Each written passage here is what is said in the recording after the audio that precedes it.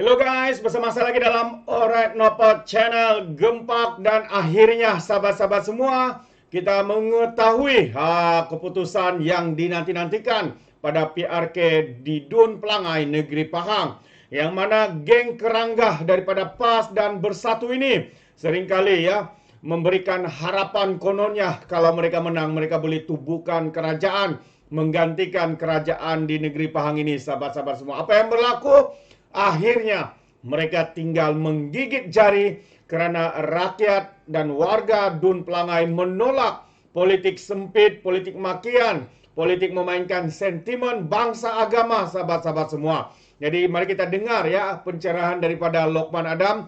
Memang menarik untuk kita dengar bersama. Tapi sebelum itu jangan lupa juga untuk terus support Alright Nopo Channel dengan cara tekan butang subscribe, like dan share. So, mari kita tonton bersama pencerahan daripada Lokman Adam ini, sahabat-sahabat semua. Dia gantung tu. Dia gantung. Yalah, dia gantung tapi dia dah keluar sekejap dengan KJ. Keluar selama-lama je lah. Okey tu.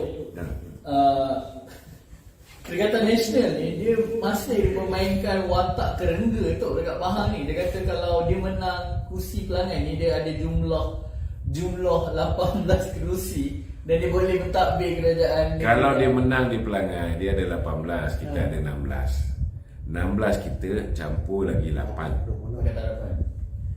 16 campur 8, kita ada 24. Kemudian kita ada lantik seorang speaker. Mana kita ada 25. Di mana otak dia orang ni? Kalau dia ada 17 hari ni, tambah 1 pun, dia baru ada 18. Dia Tak cukup jumlah. Dia memang tak cukup jumlah. Kita ada lebihan 8. Kita ada lebihan 8. Kalau kita hilang 1, kita ada lebihan 7. Campur dengan speaker, kita masih ada lebihan 8. Maknanya dia mesti ada kurang-kurang 5. Dia mesti ada 5. Dia kena menang di Pelangai, dan dia kena curi orang kita 5. Barulah dia boleh form government. Itu pun kalau dia ada 1 je kelebihan. Boleh tak dia mentadbir kerajaan negeri dengan baik? Tak boleh. Kerajaan tak stabil. Kerajaan tak stabil. Tapi jangan kau buat kerja ni silap-silap daripada Perikatan Nasional nanti lompat ke BN. Dengar khabar tu dah ada. Dengar khabar ada 4 orang pula daripada Perikatan Nasional dia nak lompat. Presiden beritahu kan. Jangan silap Maknanya berlaku tawar-menawar tu kata.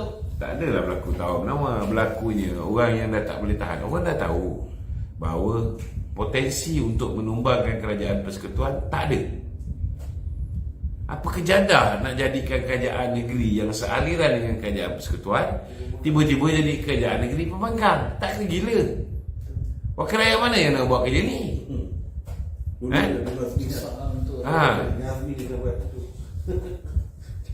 Jadi susah untuk dibantu rakyat, tak ada duit. Tak boleh. Hari ni pun kita tengok, bila time nak merasuah pengundi, dia orang ada duit. Bila time orang datang minta tolong banjir dan sebagainya, mana pergi dia orang? Wakil rakyat Perikatan Nasional lari bertaburan. Habis kuat yang dekat baling ni datang bawa nasi lemak yang besar tu. Okey lah, korang ada lah usaha juga kan. Kita tak bukan nak pelekeh. Tetapi rakyat sangat memerlukan. Tapi pandai pula rakyat ni, bila time nak perlukan bantuan, dia cari yang wakil rakyat BN. Dia tahu kita ni mengamalkan politik politik khidmat ni. Memang berkhidmat kita ni. Tapi bila dia orang main isu, dia orang main isu Melayu, dia orang main isu agama, kita kalah. Tapi bila time susah, dia cari kita. Itulah kadang-kadang kan. Cakap pun salah, tak cakap pun salah. PO lah kan. PO tahu, pakai otak lah.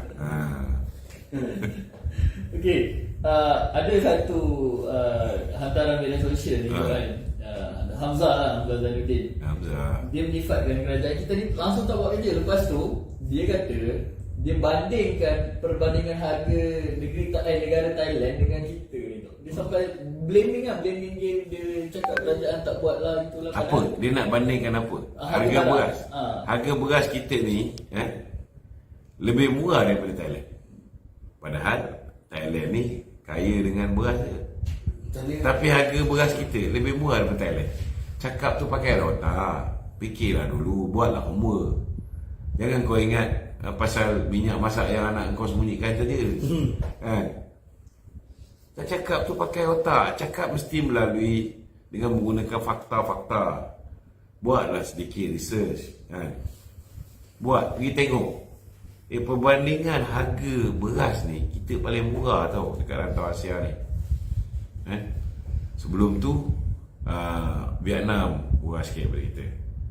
Dan satu lagi mana negara. Sekarang kita paling murah. Sekarang kita paling murah beras ni. Okey? Okey tu, ni berita paling baru ni tu. Bekas pengerusi MIC Negeri Sembilan letak jawatan keluar parti El Manikum. Ya. Kenapa ni? Dia tak bagi sebab dia tu ni lah. Okey, kita tak payah ulas lah. Tak payah lah tu kan. Okey. Ada yang nak naik kan? Ada. Okey, silakan. Geri. Assalamualaikum. Assalamualaikum. Waalaikumsalam. Silakan, cakap.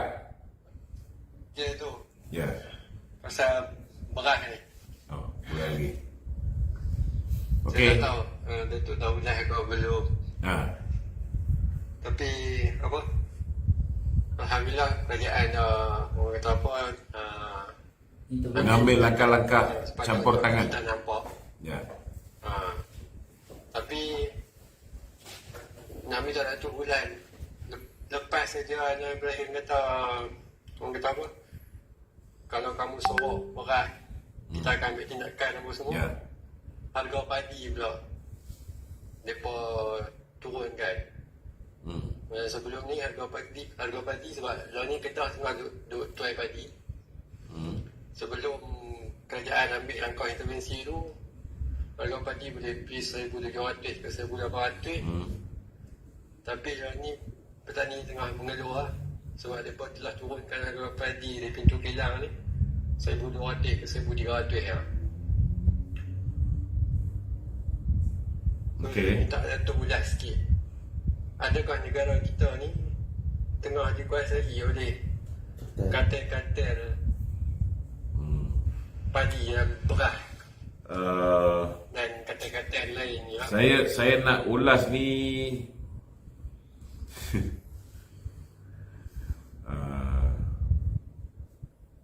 nanti ada yang kecil hati pula kan.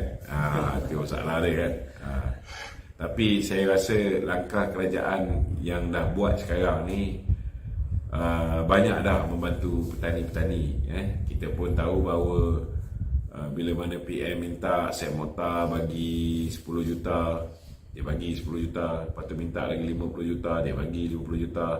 Lepas tu PM minta supaya 30% hasil daripada hasil bernas nanti dipulangkan balik kepada pesawah. Saya rasa banyak usaha-usaha yang dilakukan oleh kerajaan bagi membantu petani-petani, khususnya pesawah-pesawah padi ni. Ini belum lagi masuk dari segi bantuan baja dan sebagainya. Banyak benda. Dan kemudian YB Mak Sabu pun minta dengan PMX untuk membantu supaya usaha untuk membuat 5 musim dalam tempoh 2 tahun. Sebanyak 3 bilion ringgit telah diperuntukkan oleh Yang Mahkamah Perdana Menteri untuk membuat terusan daripada Kedah, Perlis. Dan ini sudah pasti akan banyak membantu petani-petani lah. InsyaAllah lah saya yakin pihak kerajaan juga akan cuba memikirkan bila ada pihak-pihak tertentu yang bermain dengan harga-harga ni, terutamanya dengan harga padi dan sebagainya ni, kita akan cubalah cari solution macam mana cara kita boleh melegakan hati pesawah-pesawah padi kita. Yang pasti untuk masalah bekalan beras yang kekurangan ini sudah ada 4 langkah intervensi. Pertama sekali, apa yang kita lakukan ialah kita pastikan bahawa di Sabah Sarawak yang sebelum ni harga satu kampit RM41 untuk 10 kg.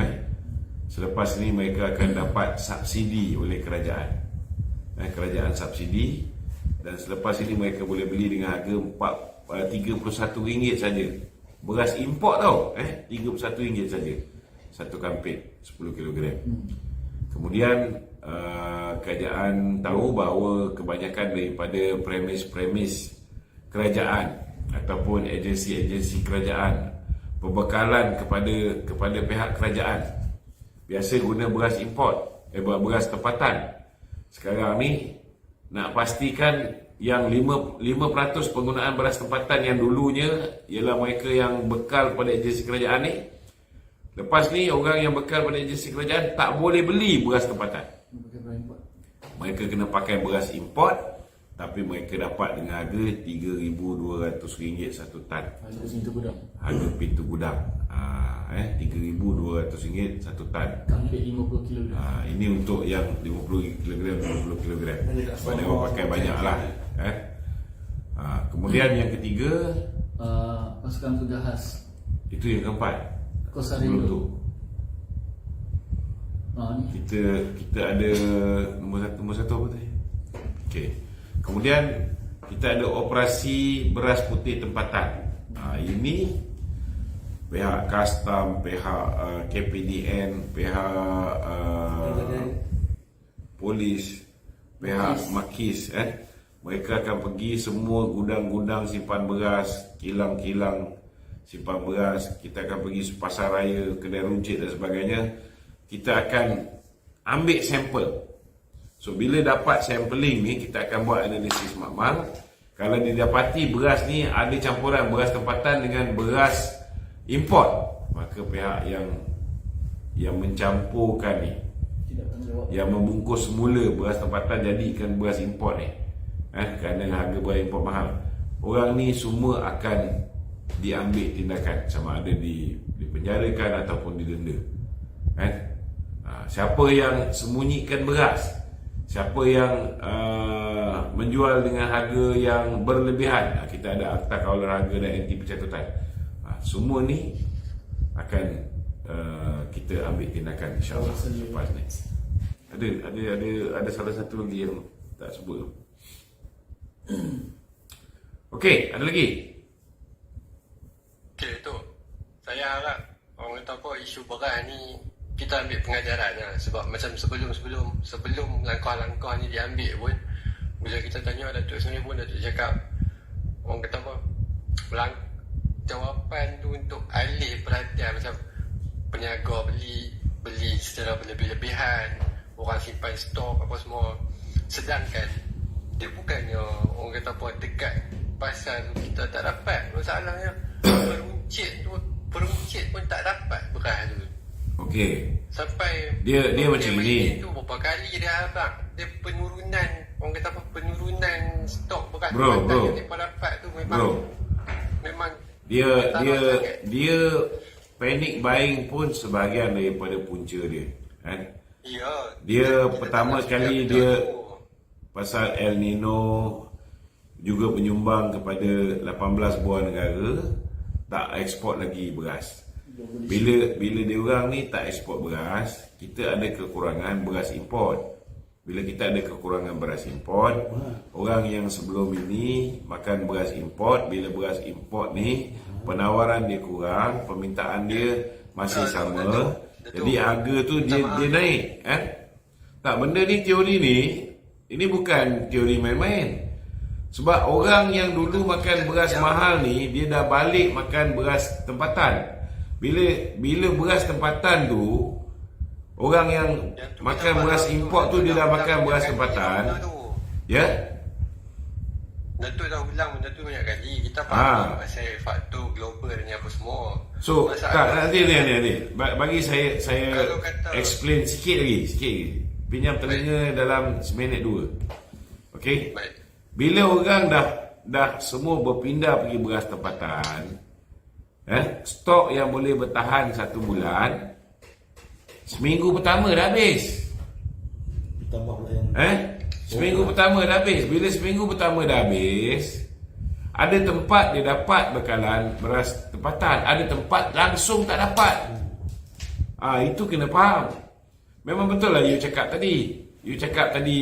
Ini bukan pasal panic buying apa semua sekali, tapi kena faham bila semua orang dah pergi ambil beras tempatan, ditambah dengan orang yang cerita beras tak ada, ianya juga menyebabkan panic buying.